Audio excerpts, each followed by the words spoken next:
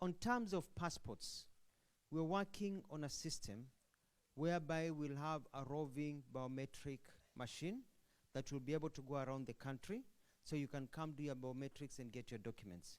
We're also working on a system whereby we will get offices to be dealing with issues of visas and IDs and others where you are or close to where you are, so you don't have to tarmac and go long places. We're also working on an issue in the American spirit that if you want your passport, regular speed of 2 weeks, you pay the normal fee. If you want it in 1 week, you can pay $500. If you want it in 4 hours, you pay $2,000, so that to pay for the charges of getting the services, for you to be able to get the service you need when you need it.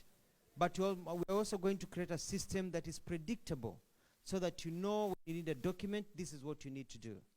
And I think His Excellency will talk about our program of his government to have services online, so that you don't have to deal with human beings and things can be completed and finished very fast. And we want to open a program whereby when you send money home, you're sending money for something that you know about. And we've organized a system. When you're building a house, some of you have become victims. You're building a house. When you go home, you find that the photos that you are being sent by your relatives were actually your neighbor's house. They are not your house.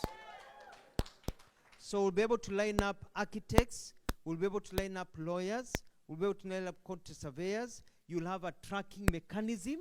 Before any money leaves your account to pay anybody, there will be a check system, so that you know that the monies you're sending home to your parents for any projects are being used properly for the benefits of your parents.